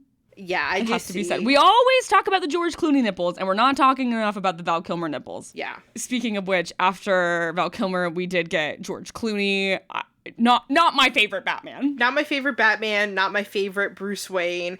But I get the impulse. I understand why, especially at the time coming out of like ER. I understand why you would want George Clooney to be Batman. Do you know what I mean? Mm-hmm. I don't think it was right, but I understand it. Yeah. But yeah, he's not my, oh my God. He's just not the right look. Like, he looks, George Clooney doesn't look like he was born from money. Does that make sense? He doesn't. Yeah, you know what? Yes. Like, which is kind of also my Ben Affleck problem. Yeah, and that's the thing, is that, like, part of the thing of Bruce Wayne is he needs to look old money, and George Clooney doesn't. Yeah, and George Clooney doesn't look old money. Yeah.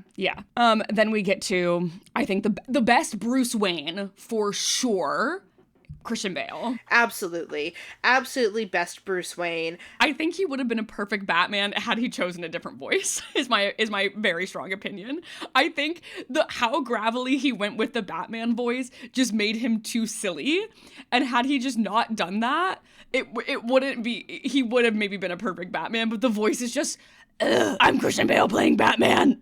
Yeah, and I feel like at the time, we were all like, oh, wow, this is such a great choice. And then retrospectively, I feel like we're all like, I don't know. I don't know about that. It's just like, it literally sounds like you have something hella stuck in your throat. Like, literally the way that I access doing my Christian Bale Batman impression is just pushing so hard on my chords and putting, like, no actual breath behind my voice. Like, I'm not breathing when I'm like, you can't really breathe while you're doing the Batman voice. You have to just kind of, like, get it all out in one, because you cannot be putting any breath into your mouth as you're doing it. You sound like when they do the superhero parody on South Park. When Clyde is Mysterio. Thank you. Or no, is it Kenny who's Mysterio? Somebody's Mysterio. I think it's Kenny is Mysterio. Yeah, because that's the whole thing, is then Kenny's like, I actually have superpowers. Like, you guys don't understand. Like, I am the only one of us who actually has a superpower. I die every day and none of you notice. And they're like, what are you talking about, Kenny? And he's like, every day I die and every day you guys forget. And it's been going on this way for years and I can't handle it anymore. We have David Mazouz, who played Batman on the Gotham TV series. He really plays Bruce Wayne because it's sort of like origin-y for him. And I think like he makes sense as like a young, like the very young version of a Bruce Wayne. Like if we're thinking about like what happens with Bruce Wayne is like actually 18 when he starts doing all of the shenanigans, David Mazouz like does look really appropriate for that. Yeah, I agree completely. I didn't really get that far in Gotham to see him at this point, but if somebody was like, oh, 18-year-old... To me, who he looks like is if you were going to have Robin or, like, Nightwing or Damian Wade or Damian Wayne or any of these other, like, not kid Batman, but, like, figures around, young figures around Batman. I feel like he's great casting for that. Yeah, I would be interested in watching Gotham. I never watched it. Loey's mom has a friend who's been on a couple episodes of Gotham. Oh, really? I was like, hey. I think it's Ben Affleck, who I just don't think looks like Bruce Wayne. I'm sorry. Again, Bruce Wayne has to look old money, and Ben Affleck, like, I mean, to his credit, he does look like he could drive a truck. Yeah, he looks like he would drive the Batmobile, and maybe he would drive it as the fucking valet. But well, it's like he looks like if you were gonna do a jacked Alfred. Honestly, like Alfred origin story. Yeah, like he looks like especially like he's on the phone in this image of him that we're looking at, and it looks like Alfred on the phone with Batman. You know what? I feel like this image specifically of Ben Affleck would be an Alfred movie that is about Alfred taking care of young Bruce Wayne. And I think that would be great. And I think that would be, I mean, he's not British, and I don't even want to hear Ben Affleck attempt a British accent, but like, Yes, that feels like what is going on in this image. That does not feel like Bruce Wayne. Yeah. And I think even for like trying to I think if you wanted to do an older, not to keep bringing back up John Hamm, but if you wanted to do an older Batman, get John Hamm in there, because he looks old money. Yeah. Which is the whole thing with Don Draper. Yeah. I do think that Ben Affleck's Batman costume looks really good. I think, honestly, of all the Batman costumes, I actually think that it is probably the best, and I actually think it is better than Robert Pattinson's Batman costume. I agree. I really like Ben Affleck. Like, the aesthetic look of Ben Affleck as Batman, not as Bruce Wayne, does look really good. And I do think he is a better Batman than he is a Bruce Wayne. Yeah, for sure. I think that makes a lot of sense. This is really making me realize how difficult it is to design a Batman costume. I agree. I think it is really difficult. I like Christian Bale's. I think Christian Bale's is fine, and it does the job. Yeah. I think his is just like, it's clean. It's just like, it's clean. It looks like a Batman costume. It's not like too obtrusive. It's a little too like techie for me, but I like the way the belt looks on it. I think the chest plate looks good. Yeah. I don't know why we had to have the abs on it, but because it's a superhero movie. And that's what I like more about Ben Affleck, is it sort of like dispenses with some of that like, look, I'm jacked elements of it. Well, it feels more like tactical gear, which makes more sense for what you would want to wear if you were doing these behaviors. Yeah, absolutely. And then after that, we get into sort of I have a few with like asterisks. So this is Ian Glenn playing Bruce Wayne in Titans. And there is an image of him. I just linked to the Google page, because there's an image in Titans of a Batman, and then he canonically plays Bruce Wayne. But there's like some fan theories in this show of like, this Bruce Wayne is not actually Batman, if that makes sense. Huh, okay. Because we've never seen the, you know what I, like, I guess I have not seen Titans, but like, I guess in the show it's like, we don't ever see like him become Batman. We only know him as Bruce Wayne, and we've seen Batman. Okay, interesting. So it's like a fan theory that this Bruce Wayne is not Batman. Interesting. As it were. For those who don't know, Titans is like the Teen Titans sort of live action show that happened. I believe it was canceled and it's done now, but I'm not 100% certain on that. But it's on HBO. I mean, I think he's very handsome, and when I look up pictures of him young, I don't know, he's a little too blonde. Yeah. A little... For folks, if you're like, who's Ian Glenn? He was in Game of Thrones as Jorah Mormont. He was Jorah Mormont in he's Game of so Thrones. sexy. You know, I don't know if he did good or bad things in Game of Thrones, but I'm just gonna say he's sexy. And Jorah's just sort of a simp. And you know what? If he was simping for me, I would pick him. He can be a pick me for me, and I will pick him. Yeah. Jorah is much creepier in the books than he is in the TV show. Yeah. So then after that we have Kevin Conroy, who is more famously the voice of Batman. Yeah. So Kevin Conroy, like in the Killing Joke movie is Batman. He's often Batman when you have oh my God, why can't I think of his name? Luke Skywalker. Mark Hamill. When you Mark Hamill is like a kind of famous voicer of the Joker, and Kevin Conroy is often the Batman when Mark Hamill is the Joker. People are gonna hate me for saying this. I think Mark Hamill's Joker is all right. He is beloved for voicing the Joker. He does a very specific type of intonation.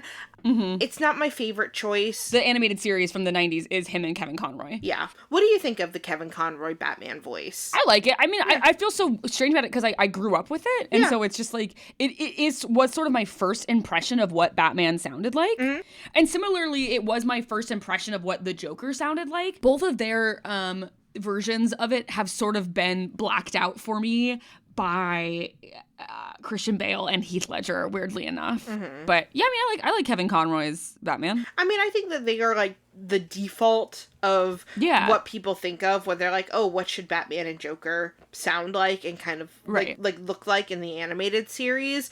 Batman is so big in the animated series. Yeah. He is Bruce Wayne is massive in the animated series in a way that I don't think we would ever do in a movie version with Batman. No. Because he is like Dave Bautista, Jason Momoa sized in the TV series. Yeah, that's what's really interesting about the TV series is that he has a much more like football player, like Mr. Incredible build. Yes, absolutely. Mr. Incredible is a great comp. Yeah, whereas in most depictions that we see of him, he's a lot more slender. I do love the way that the Joker looks in the 90s Batman TV show. Mm-hmm. I think that is my favorite, like, look of the Joker. Mm-hmm. To me, I love how he looks because I think it really, and it's something that it's really hard to do on a person because, like, I think that, like, Jack Nicholson's Joker is trying to do what they're doing in the TV show, but he just ends up looking a little bit goofy. Yeah. Whereas, like, I think that the Joker in the animated show looks so scary while also still having that, like, clown build in a way that's, like, really difficult to replicate in real life. Yeah. But I agree with you about the Mark Hamill's, like, voicing of Joker. I understand what you're saying with that. And then our last live action. Oh, so I should say the reason I mentioned Kevin Conroy when we're talking about live action Batmans is because he got to be like old live action Batman in the Batwoman TV show in the Arrowverse. That's fun. I love when media that is like animated gets a live action adaptation and the voice actors are in the show in some way. Yeah, Batwoman is in the Arrowverse on CW, and Kevin Conroy plays Batman in it as like an older Batman. And the most recent Batman we have, and like I guess sort of our current Batman, as it were, is Mr. Robert Pattinson, who I just think he's such a good Batman. Yeah, I think he's an incredible Batman. I will say now, after looking at the suits, I do think that Ben Affleck's suit is better. I agree. But I think the portrayal of Batman, the Batman is just so fucking good because I think Robert Pattinson is our best Batman. Yeah, I agree. I feel middle of the road about his Bruce Wayne. I just compared to something like Christian Bale. Like Christian Bale's Bruce Wayne is just so perfect, and I think that's why Matt Reeves is going in such a specifically different direction with Robert Pattinson because he's like Robert Pattinson can't do what Christian Bale does. Yeah. And so I get what he's doing, but I agree with you that it would be nice to see him like be forced to take on some of that like charming playboy role that like he sort of is resistant to. Mm-hmm. But I just think he is like just such fucking inspired casting for Batman too. Because I remember when they announced it and everyone was like, no. And I was like, no, you guys aren't seeing the vision that I'm seeing. You guys are not. And it was the same thing when they announced Heath Ledger as Joker. People were like, what the fuck? The pretty boy from 10 Things I Hate About You and A Knight's Tale. And it's like, you guys are not seeing the vision. And then obviously it was like, I don't know. I think kind of the definitive Joker. Yeah. Well, that's why nobody wants to touch Joker after this. Yeah. Well, they're touching it because Barry Keoghan's playing him. We shall see. We shall see. I thought, wasn't there a Joker that was played by one of the kids from Shameless? Yes, he does it in Gotham. Yes. Yes. Ian from Shameless does it in Gotham. He's the Joker in Gotham. Okay. But yeah, Barry Keoghan is at the end of the Batman when the Riddler is in Arkham. You hear the Joker laugh, and it's Barry Keoghan, which I think is really good casting, and I'm excited to see. And I think he's a really interesting Joker to pair with Robert Pattinson's Batman.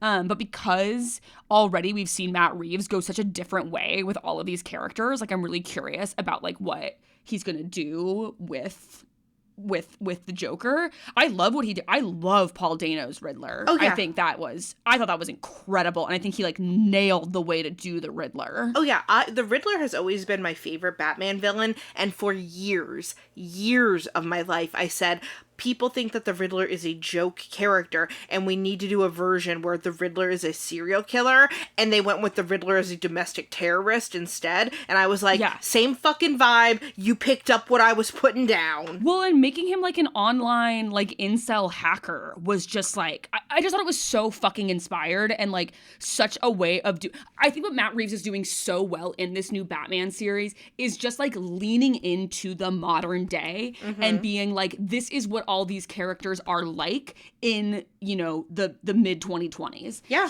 I think he's doing such a great job of capturing the moment with these characters instead of trying to keep them like sort of like timeless, which I really, really appreciate and respect. Yeah.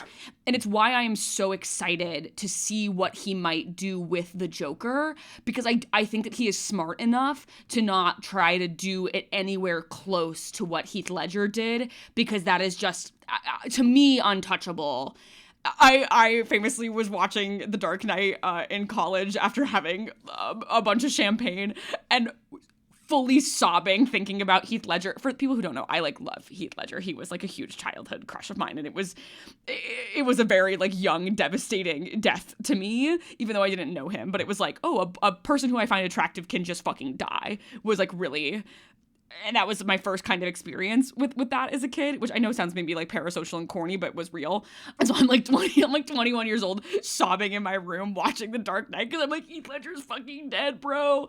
And but outside of just my love for him, I do think that he just captured sort of the version of the Joker that I think was so right for that moment, and I think was so different than I think that Christopher Nolan was very smart and not trying to make him, the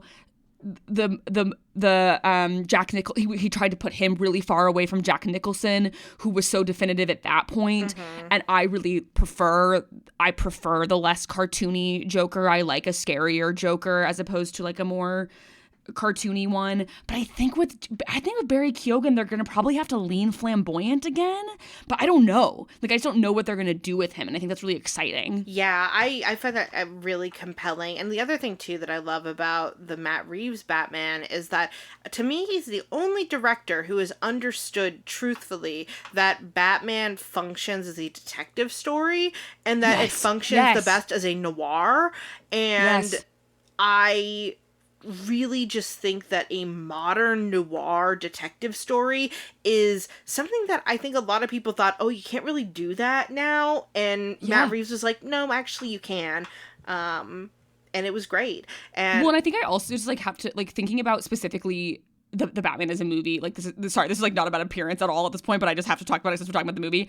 I think the cinematography for that Batman movie is just gorgeous cinematography, and Greg Fraser is the cinematographer. He's also the cinematographer for both Dune movies. And I just think that there's so many images in that movie that are so compelling. He won an Oscar for the cinematography for Dune, and I wish the Batman would have gotten some more recognition. I know it did for the BAFTAs, but that shot of when he's basically conspiracy theory boarding out on the floor is just I think one of the most beautiful shots in any movie recently, and I just think it's such a gorgeous film. And to Aubrey's point, they did a great job with that noir feel of it, and Michael Giacchino's music too for it. I just think is so supportive of the entire vibe that they were going for. Well, and that's what I wonder with the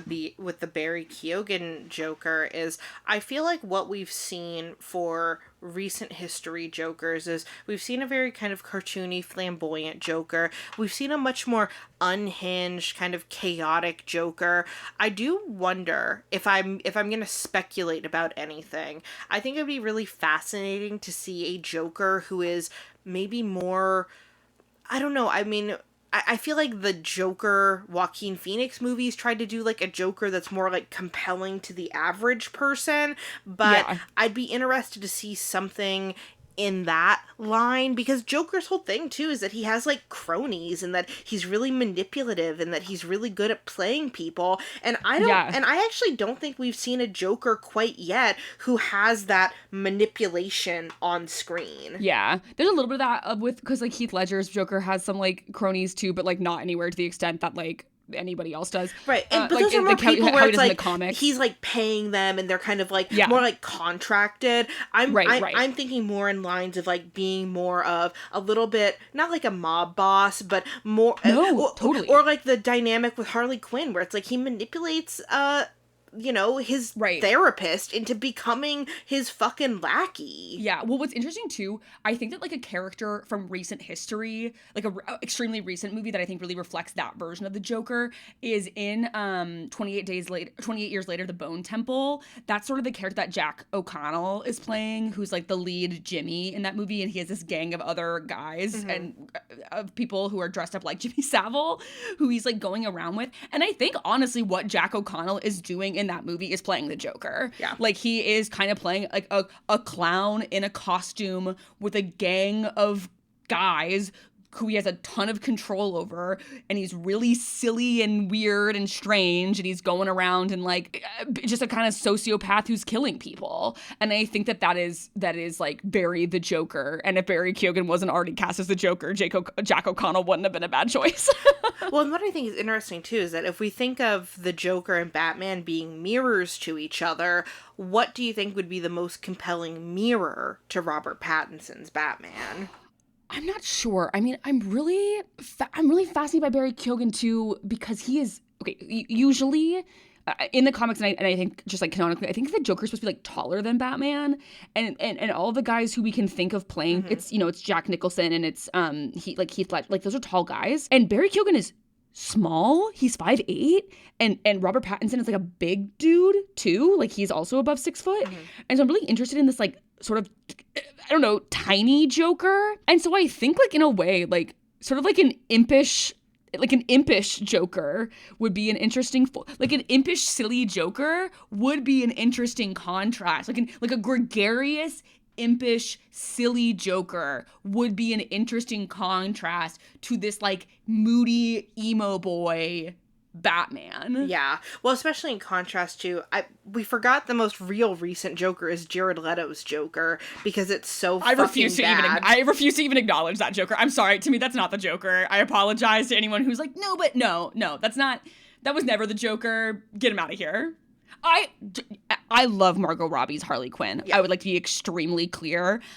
She deserved a better Joker. Yeah. I mean, that was just insanity. That was just insanity. It is telling to me that when they remade the Suicide Squad movie, they kept her around and did not bring Jared Leto back. Duh. Yeah. So, yeah, I mean, that I actually feel like is almost worse, because, like, when you think about Heath Ledger, right, it's like, so he had to, kind of try to show up a good version of Joker, which it's like, okay, well, let's do it in a different direction and make it good. I actually think it's harder to follow up a bad Joker, because now everybody's kind of like, oh, like, the fucking weird, like, G-Eazy looking motherfucker, because now you have to, like, establish him as a character again. And because we have these two Todd Phillips Joker movies, you also have this portrayal of Joaquin Phoenix doing a very different Joker than any of these other guys. But I mean, he's honestly kind of just doing the Jack Nicholson Joker.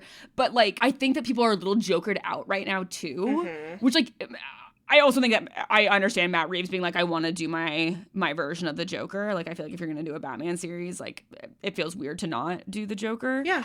And also we've just seen that Matt Reeves, like, gets it.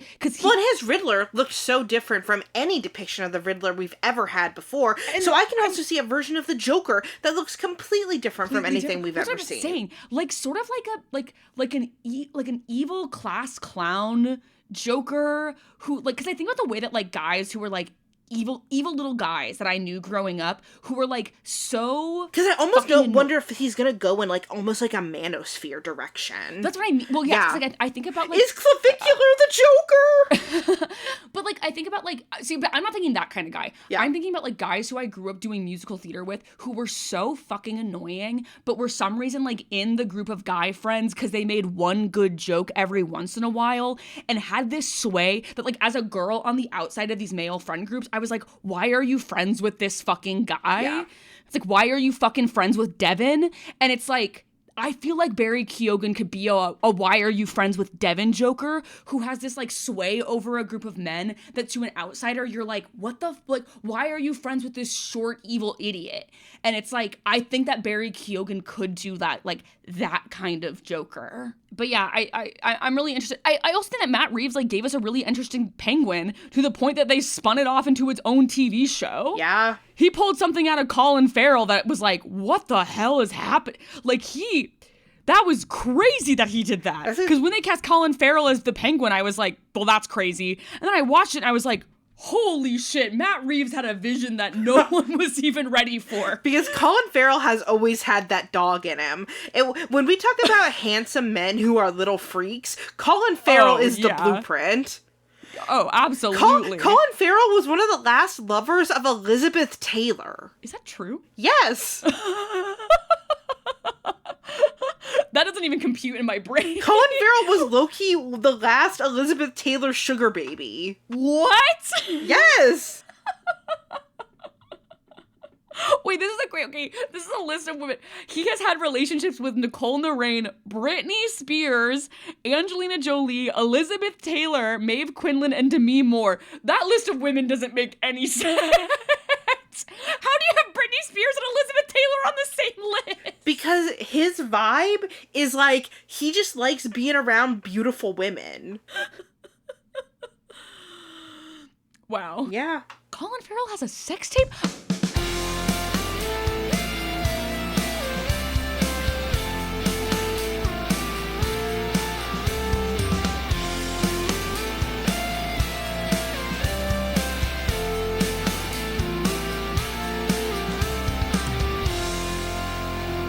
Have a question or a topic that you would like for us to discuss? Send us an email at informedattraction@gmail.com.